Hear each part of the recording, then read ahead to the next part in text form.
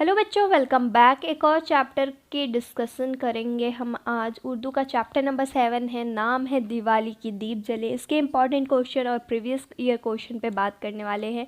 जो बच्चे चैनल पे नए हैं चैनल को सब्सक्राइब कर दें। यहाँ पे आपको जामिया AMU 9th एंट्रेंस के लिए पूरा कोर्स मिल रहा है upload, along with previous year question and mock test.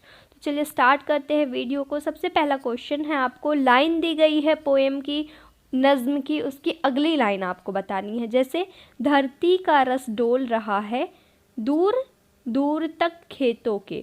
अब आपको बताना है इसका अगला लाइन कौन सा है। तो जिन लोगों ने पोएम पढ़ी होगी सिर्फ वही बता पाएंगे। अगर आपने पोएम की वीडियो नहीं देख रखी है तो उर्दू की प्लेलिस्ट में जाएं, मैंने सारे चैप्टर्स को एक्सप्लेन किया हुआ है, वो जाके वीडियो देख ले। मैं बार बार कहती हूँ, हिंदी में भी कहती हूँ और उर्दू में भी कहती हूँ कि जो भी पोएम्स दिए हुए हैं आपकी बुक में उनको 2-3 बार ज़रूर रीड कर लें, क्योंकि ये वाले क्वेश्चन आ जाते हैं, एक लाइन दे देगा अगला लाइन पूछ लेगा।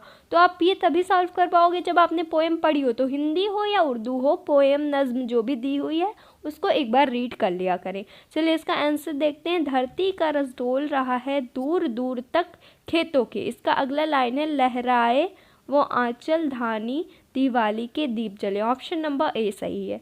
ठीक है, एक बार कंफर्म कर लेते हैं।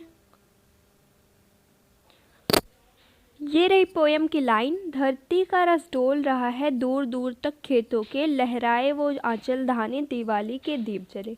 ठीक है, अगले क्वेश्चन पे बढ़ते हैं। नेक्स्ट क्वेश्चन है हमारा, दिवाली के दीप जले नज्म किसने लिखी है।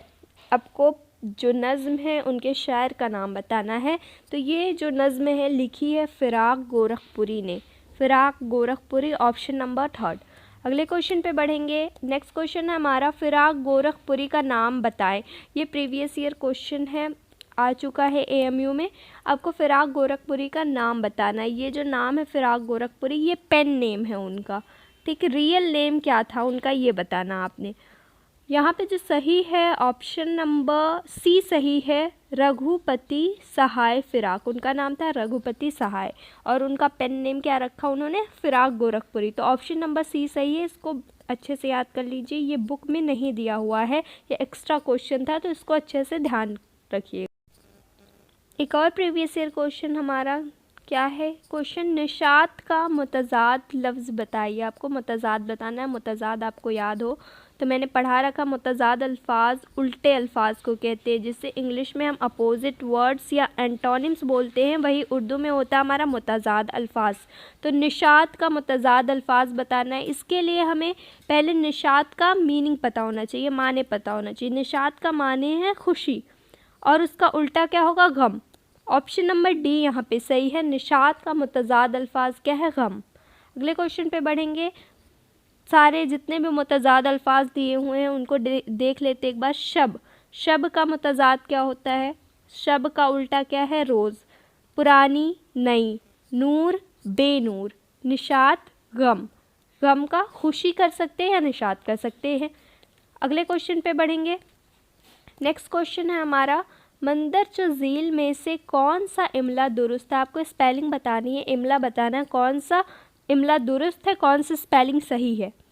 ऑप्शन नंबर A बेवतन, यहाँ पे तो से लिखा गया है। B में देखेंगे आप, ऑप्शन नंबर 2 में ते से लिखा गया। बेवतन को, वतन को हम तो से लिखते हैं।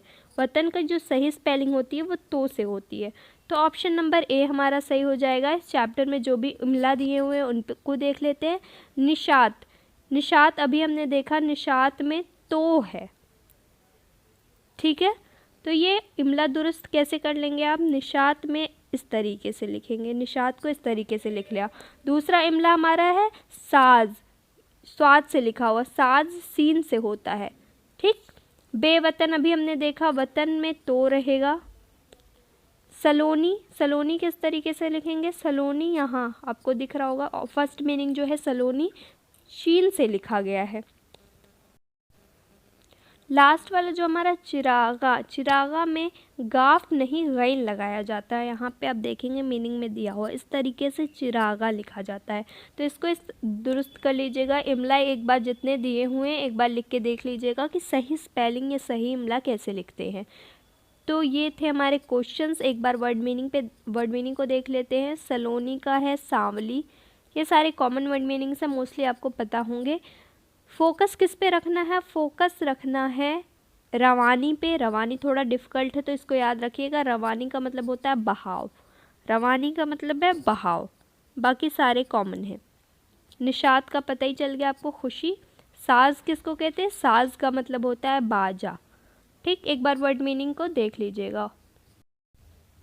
बस यहीं पे एंड करते हैं इस वीडियो को। मिलते हैं नेक्स्ट वीडियो में नेक्स्ट चैप्टर के इम्पॉर्टेंट क्वेश्चंस के साथ। चैनल को सब्सक्राइब करिएगा, वीडियो को लाइक ज़रूर कर दिया करिए। Thank you everyone.